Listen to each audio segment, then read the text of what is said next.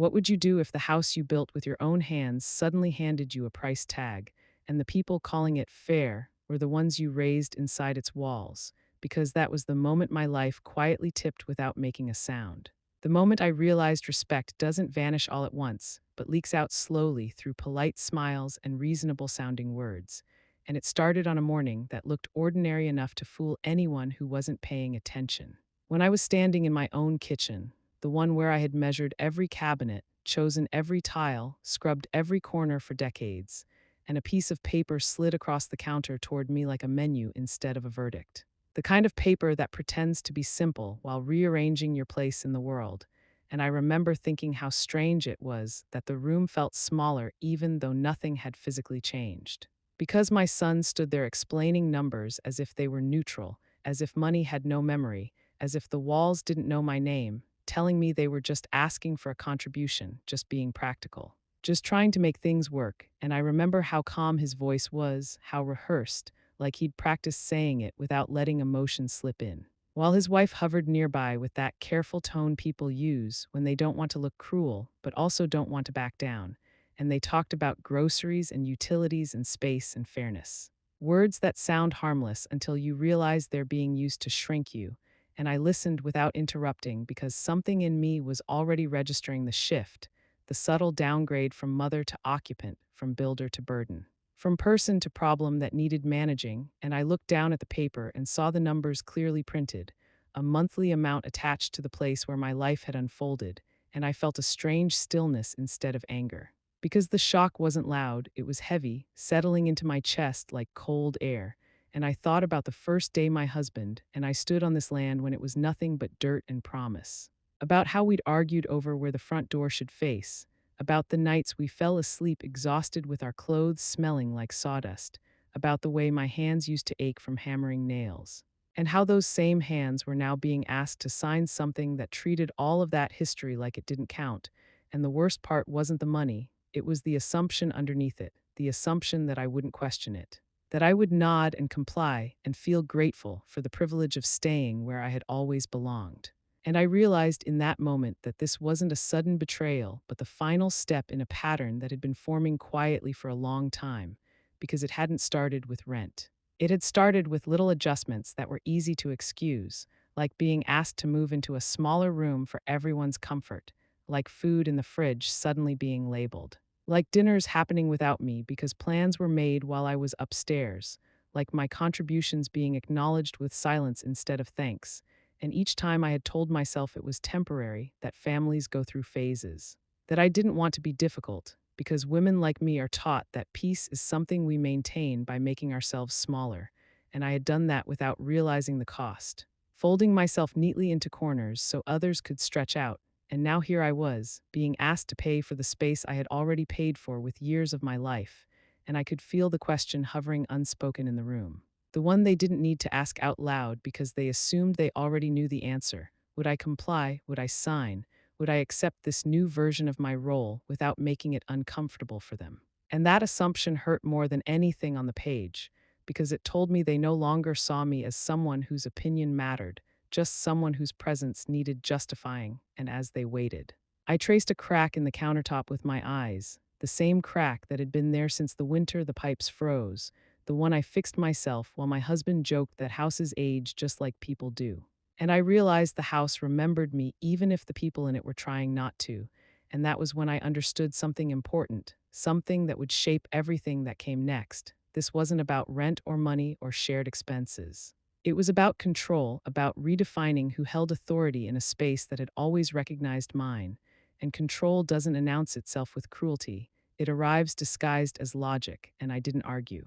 Because arguing would have meant playing the role they expected, the emotional one, the defensive one, the one that could be dismissed. So instead I asked a single, quiet question that shifted the air just enough to matter. Whose idea was this? And the hesitation that followed was brief but revealing, the kind of pause that tells you more than any explanation ever could, because it confirmed what my instincts already knew, that this decision had been discussed, agreed upon, justified, and finalized without me. And in that pause I saw the line I had crossed without noticing, the line between being included and being managed, and I nodded, not because I agreed, but because I needed time to observe. Time to think, time to understand how deep this went. And when I eventually signed that paper, my hands steady despite the weight behind the act, it wasn't submission, it was reconnaissance. Because something in me had gone very still and very clear, like a storm gathering without thunder, and as they thanked me for being understanding, I realized this was the last time I would be underestimated in silence.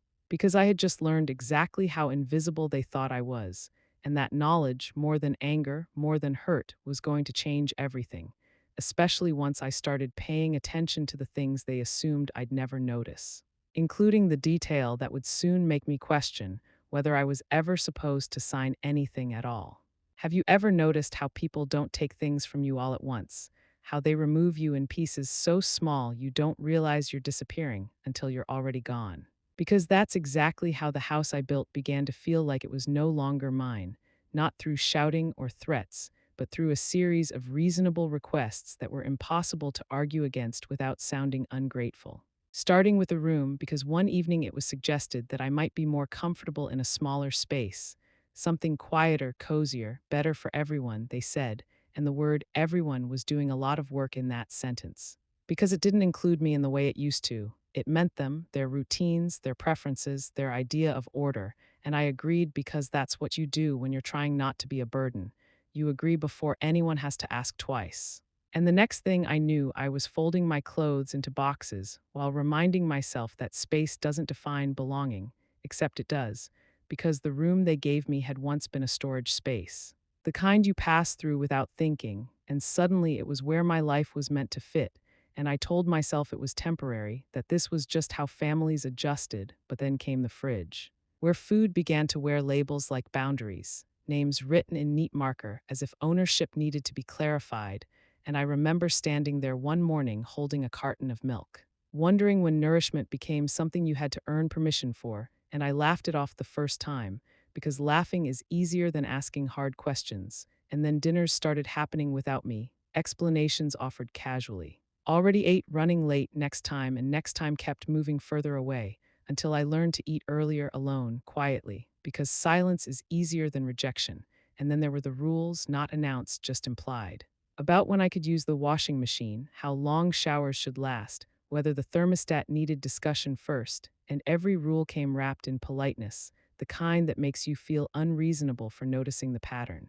And I started to understand that what was being taken wasn't just space or comfort, it was authority, the unspoken understanding that I belonged here without conditions, because now everything had conditions.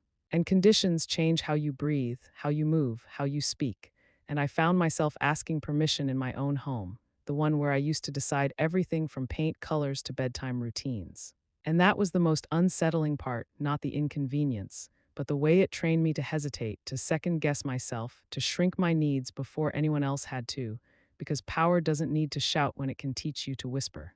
And I watched my son change too, not into someone cruel, but into someone distant, someone who avoided eye contact when rules were enforced, someone who let explanations replace apologies.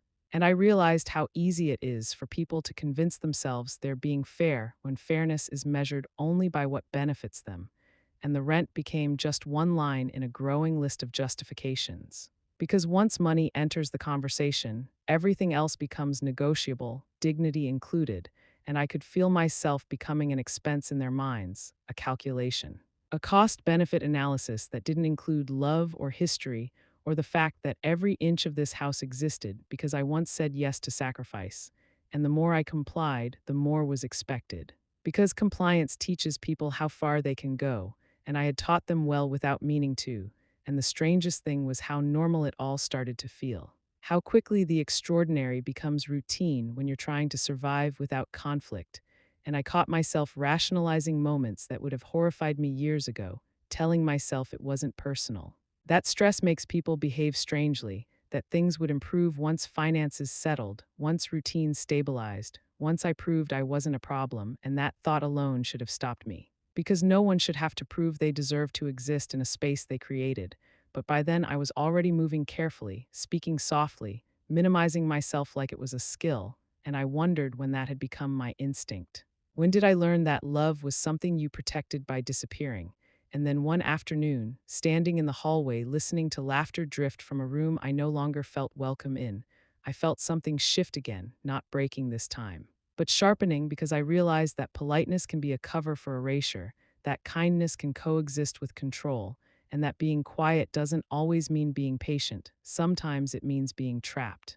And I started to pay attention in a different way, not emotionally, but strategically, noticing how decisions were made without me, how paperwork appeared and disappeared, how conversations stopped when I entered the room. And I recognized the feeling from long ago, the one you get when something important is happening just out of sight. And that's when I understood that the rent wasn't the real boundary, it was the signal. The moment they felt confident enough to formalize what had already been happening. To put my reduced status in writing, and writing changes things because it turns assumptions into records, and records have consequences. And while they thought the paper protected them, I was beginning to wonder what else it might reveal. Because control always leaves fingerprints, and the more I replayed the last few months in my mind, the more one moment stood out, not loud or dramatic, just a sentence said too casually, too confidently. The kind of sentence you don't say unless you believe something is already settled, and I hadn't heard it yet, but I was about to, and when I did, it would answer a question I hadn't known how to ask. The question of whether they were just pushing me out, or whether they believed they already had the right to do so. Have you ever overheard a sentence that rearranged your entire understanding of the past, not because it was shouted or dramatic, but because it was said so casually, it assumed the truth was already agreed upon? Because that was how it happened for me, on an afternoon that should have meant nothing more than watering a plant by the window, when a voice carried through the open air outside, unguarded, unfiltered, confident in the belief that I was no longer someone whose presence mattered, and the words themselves weren't long or complicated. Just a simple remark about how I should have thought twice before giving them the house and expecting anything in return, and I remember standing completely still as if movement might shatter whatever fragile clarity was forming. Because that sentence did something the rent agreement never had, it rewrote the story, not as a misunderstanding or financial stress or shared hardship, but as a conclusion they believed had already been reached, that the house was theirs, fully and finally, and that I was the one overstaying. And what stunned me most wasn't the entitlement, it was the certainty, the ease with which it was spoken, the way people speak when they believe paperwork is already on their side. And in that moment, all the small changes of the past year lined up into something sharper and far more deliberate, because you don't talk like that unless you believe ownership has shifted. And you don't believe ownership has shifted unless something was signed, something official, something binding, and suddenly a memory I had tucked away for my own peace resurfaced with uncomfortable clarity, the months when I had been sick, when my energy had been focused on doctors and medications, and simply getting through each day without pain, when my son had appeared at my bedside with concern in his voice and documents in his hands, explaining in that calm, reassuring way that this was just temporary, just administrative, just to help manage things while I recovered. And I remembered how tired I was, how foggy, how grateful I felt to not have to worry about details. Because trusting your child feels safer than reading fine print when your body is failing you. And I remembered signing without fear, without suspicion, because fear doesn't live where trust has been nurtured for decades.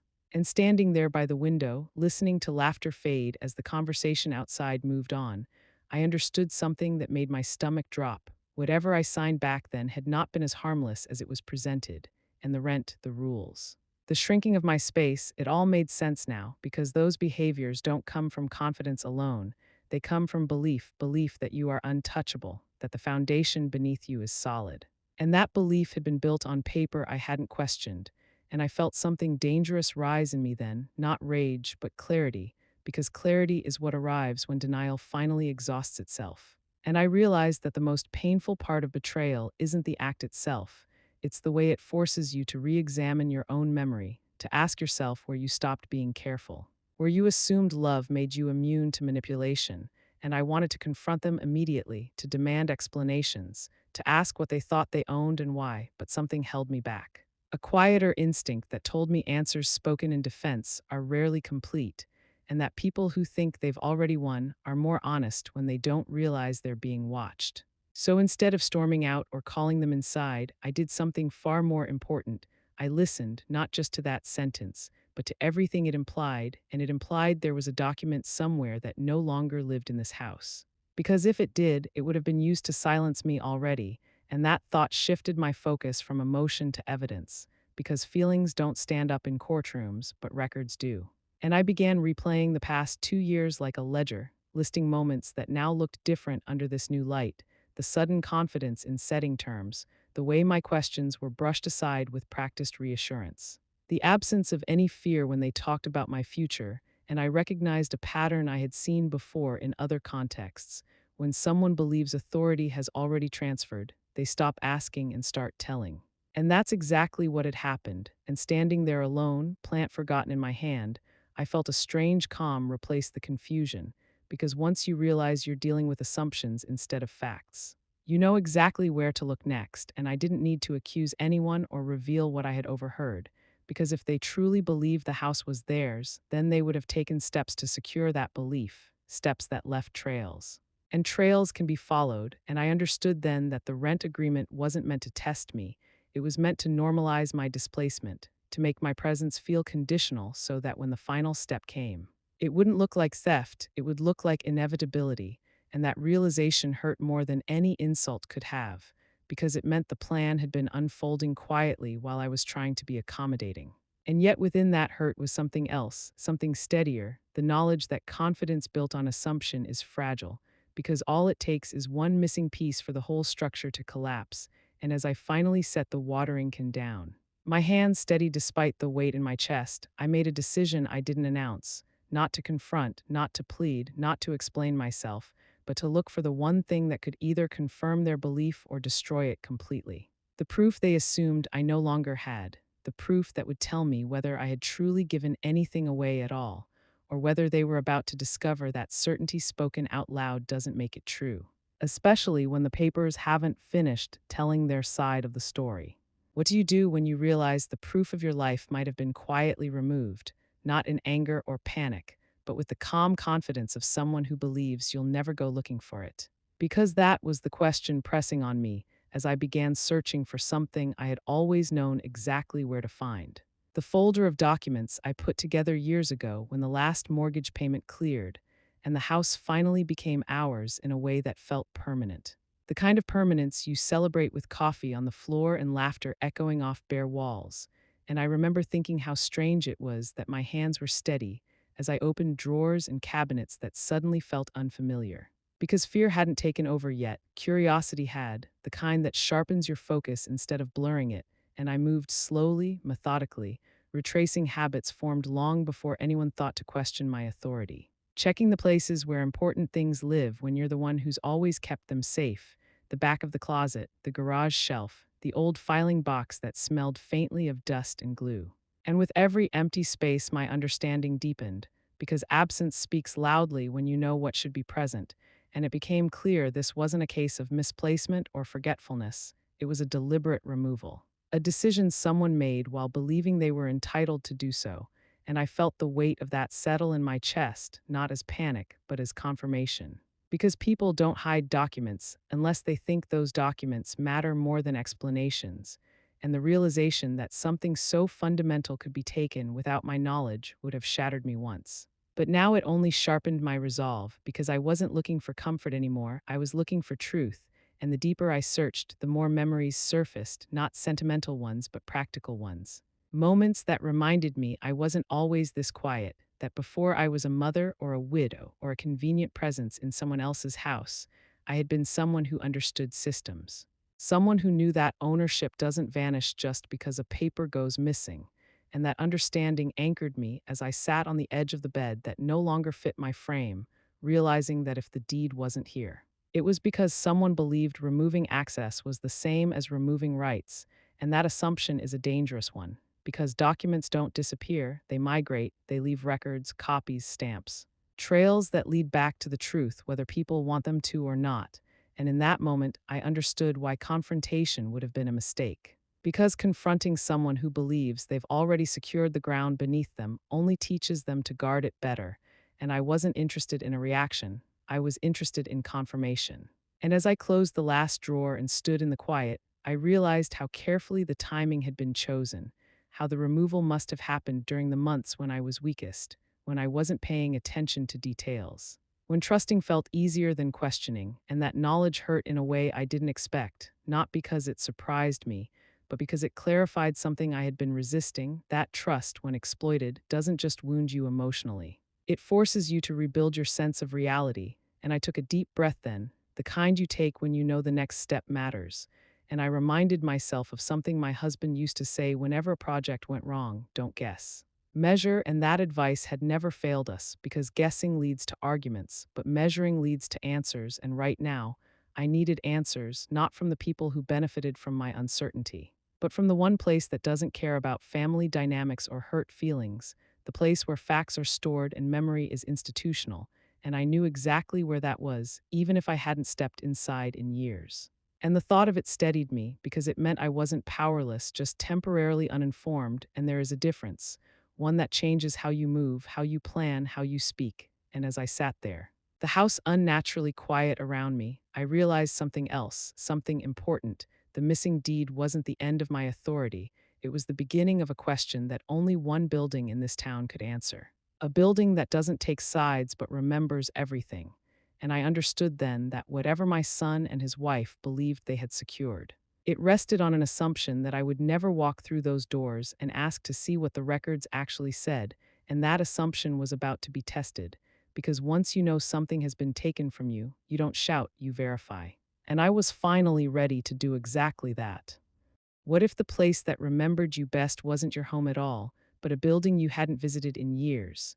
Because that was the thought circling my mind as I walked into the courthouse on a morning that felt heavier than it should have. Not because of fear, but because of the weight of possibility, the kind that makes every step feel deliberate. And I remember noticing how ordinary everything looked: the scuffed floors, the muted hum of voices, the slow rhythm of a place that deals in facts rather than feelings. And that ordinariness was oddly comforting, because it reminded me that whatever had happened inside my family, the truth itself hadn't changed.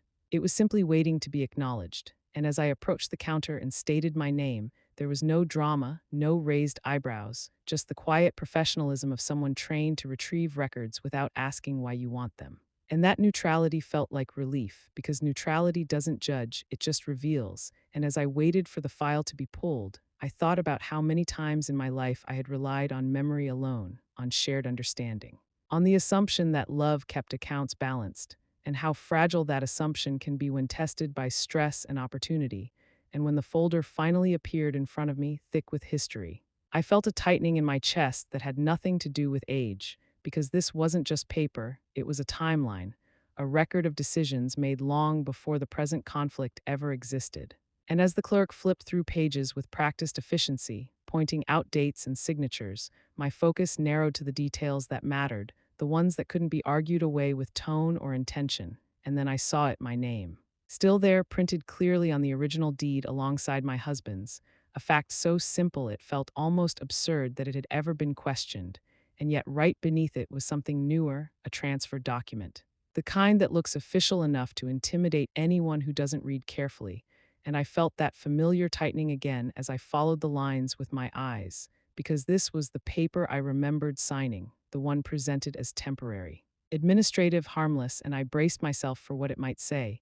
But instead of erasing me, it did something far more limited. It acknowledged a partial transfer, a custodial authority tied to my medical recovery, clearly labeled, clearly bounded, and most importantly, clearly incomplete, because nowhere did it revoke my ownership. Nowhere did it remove my majority stake, and in that moment the room seemed to sharpen into focus.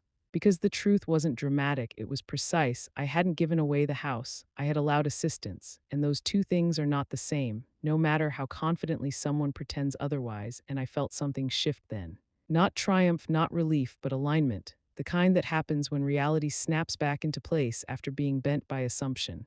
And the clerk asked if I wanted certified copies, her voice calm, routine, as if she hadn't just handed me back a part of myself I didn't realize was missing. And I nodded, because certified means recognized, and recognition is the foundation of authority. And as the stamp came down with a dull, final sound, I understood why the behavior in my home had escalated so quickly, because confidence built on half-truths eventually exposes itself. And the moment I stepped back outside with those papers tucked safely under my arm, the air felt different, not lighter exactly, but steadier, because I wasn't guessing anymore. I wasn't wondering what might be true, I knew. And knowledge changes posture, it straightens your spine without effort. And as I walked to my car, I didn't feel the need to call anyone or confront anyone, because this wasn't a victory to announce, it was a foundation to build on. And I realized something else too, something that made me smile despite everything. The house had never forgotten me, even if the people inside it tried to, because the record still reflected the truth of who built it and who owned it. And for the first time since that rent paper slid across my counter, I felt genuinely calm, not because the situation was resolved, but because it was finally defined, and definition is power. And as I started the engine and pulled away from the courthouse, I knew the next step wouldn't involve arguing or explaining or asking for understanding, because I didn't need their understanding anymore. I had something far more effective. Proof, and proof doesn't negotiate, it waits. And I was about to decide exactly how long to let them believe their story before reality caught up with them in a way they couldn't dismiss. Why would someone leave a house they still legally own? And why would that decision look like surrender to the very people who believe they've already won? Because that question sat quietly beside me as I began packing with a calm that surprised even me, not in a rush or a panic, but with the deliberate care of someone who understands that movement doesn't always mean retreat. Sometimes it's positioning, and every folded shirt, every carefully chosen item, was less about what I was taking and more about what I was leaving behind, because I wasn't packing memories, I was packing proof of independence. The things that reminded me I had existed before this arrangement and would exist after it ended, and I moved through the house without announcing my intentions, not out of fear, but because silence has a way of letting people reveal what they believe, and they believed my departure meant defeat. I could see it in the way my daughter-in-law watched from the doorway, with a satisfaction she didn't bother to hide. The way my son avoided my eyes as if looking away might absolve him of responsibility, and I understood then how people mistake compliance for weakness, how they assume quiet equals consent. Because they had already rewritten the story in their heads, casting themselves as reasonable and me as finally accepting reality, and I let them believe it, because belief can be a trap when it rests on arrogance. And as I zipped my suitcase, I thought about how often in life we're taught that standing your ground means staying put, when sometimes the strongest move is stepping aside just long enough to let the truth surface on its own. And I didn't take much, just the things that mattered: the photograph of my husband in his uniform, the jewelry box he'd given me on an anniversary we could barely afford, the old Bible with notes in the margins written in my younger handwriting, and I noticed how little resistance there was to my leaving. No offers to help, no questions about where I was going, because to them this was resolution, not loss. And that indifference stung more than anger ever could, but it also confirmed something important: that they felt secure, and security breeds carelessness, and carelessness leaves openings. And as I rolled my suitcase down the hallway, the sound of the wheels echoed softly against the floor I once polished on my knees, and I realized how symbolic this moment was, because they thought the house was rejecting me when in reality I was stepping out to protect it. And as I walked through the front door without ceremony, I didn't look back, not because it didn't hurt, but because I didn't need to see their expressions to know what they were thinking: that this was over, that they had won, that the problem had removed itself, and I let that assumption stand, because assumptions are only dangerous to the people who make them. And outside, the air felt sharper, clearer, like a reset, and I paused for a moment, not in hesitation, but in acknowledgement, because leaving like this required a different kind of courage than staying: the courage to let others underestimate you, to accept being misunderstood without rushing to correct the narrative. And as I placed my suitcase in the car, I thought about how power rarely looks dramatic when it's exercised properly. It looks ordinary, almost dull, like paperwork and patience and timing, and that thought steadied me. Because I wasn't leaving to disappear, I was leaving to act, and the destination I chose wasn't far, just far enough to give me space to think and plan without interference. And as I drove away, I felt something unexpected. Not loss, but clarity, because I knew exactly what came next: not confrontation, not pleading, but alignment with authority that doesn't care about family roles or emotional leverage. The kind of authority that responds only to facts, and I realized then that my silence had served its purpose, that the role of the quiet, compliant presence was finished. And the next role I was about to step into would change the entire balance of power, because the moment you remove yourself from a place where you're being diminished, You gain the perspective to see how small the people trying to control you really are. And as the house disappeared in my rearview mirror, I understood that this wasn't an ending at all, it was the setup. The moment before the rules of the situation finally changed, and they had no idea that by laughing as I packed, they had given me exactly what I needed: time, space, and the freedom to make one decision that would turn their confidence into panic. What happens when disrespect quietly crosses the line into something the law doesn't excuse? Because that was the question guiding me as I walked into a building I never imagined would play a role in my family's story. Not with anger or urgency, but with the calm certainty that comes from knowing facts don't need emotion to carry weight. And the sheriff's office was just as unremarkable as the courthouse had been: functional, orderly, built for clarity rather than comfort. And I remember thinking how fitting that was, because what I needed now wasn't sympathy, it was recognition. And as I stated my name and explained that I needed to speak to someone about a property matter, there was no skepticism in the response, just procedure. Because procedure exists precisely for situations where personal relationships complicate truth.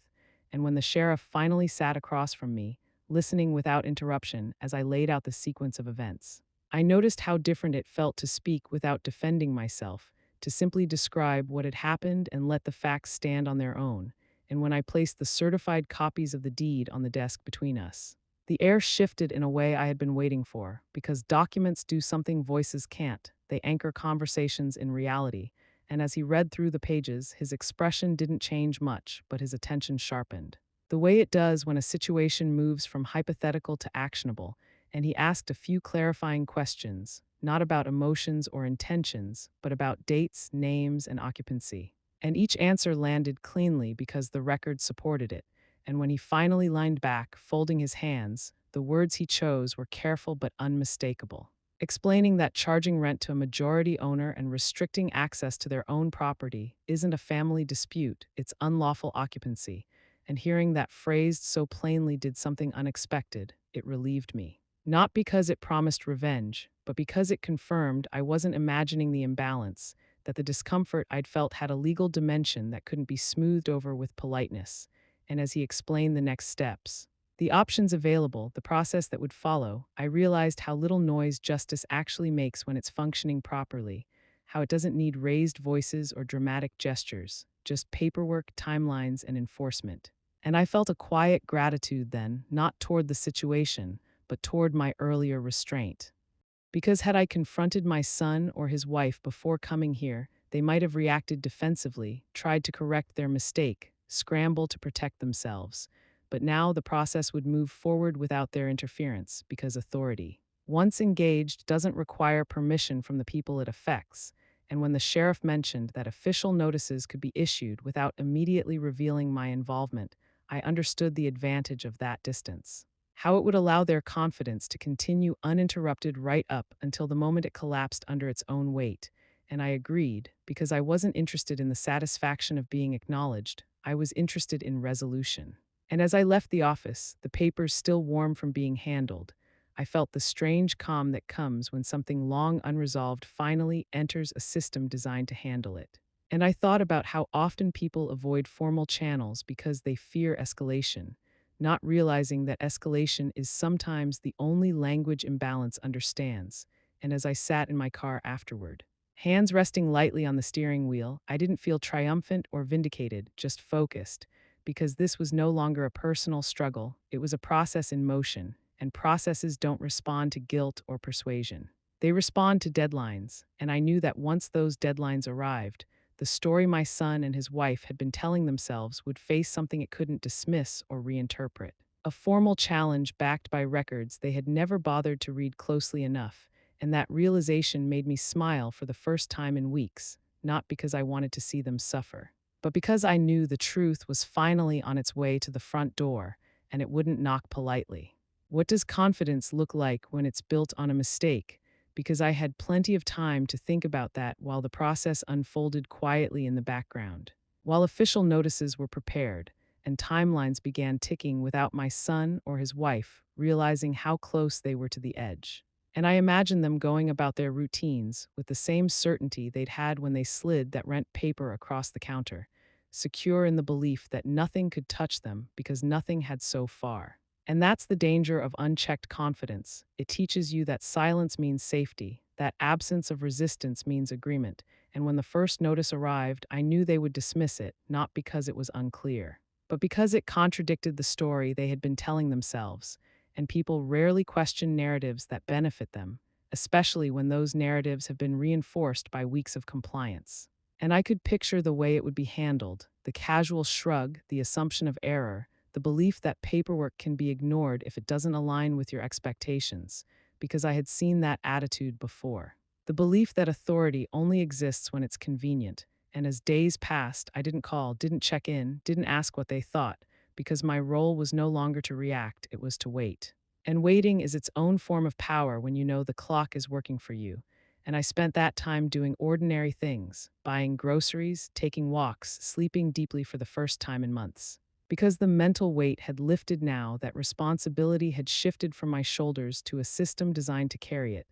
And every so often I would glance at the copies of the deed, not out of doubt, but out of respect. Because those papers represented something more than ownership, they represented continuity, the unbroken line between effort and recognition that no amount of confidence could erase. And I thought about how often people mistake familiarity for entitlement, how living somewhere long enough can convince you that legality will bend to habit, and how that belief crumbles the moment habit is challenged by record. And I knew they were ignoring the notices because ignoring things had worked before. It had worked with my questions, my discomfort, my presence, and they assumed it would work again. But this time the silence wasn't mine, it belonged to the law. And the law doesn't chase people who choose not to listen, it simply proceeds. And when the deadline passed without response, I felt no rush of excitement, just confirmation. Because that silence spoke volumes about how little they understood the position they were in. And I realized something important then: that arrogance often hides behind busyness, the belief that as long as life feels normal, nothing serious is happening, and they were still living in that normalcy, still sleeping in beds they assumed were theirs, still making plans based on a future they hadn't verified. And I allowed myself one small moment of reflection. Not about them, but about me, about how easily I could have been the one ignoring paperwork out of fear or fatigue, how close I had come to letting the situation define itself without challenge. And that thought made me grateful for the discomfort that had finally pushed me to act, because discomfort, when listened to, is an early warning system, and now that system had done its job and the final step was approaching. The step where assumptions meet enforcement, and I knew that moment would arrive without ceremony, on a morning like any other, when they would open the door expecting routine and instead find reality standing there with official backing. And as I prepared myself for that day, not emotionally but practically, I understood that the most unsettling part for them wouldn't be the notice itself. It would be the realization that everything they thought they controlled had been moving forward without their participation.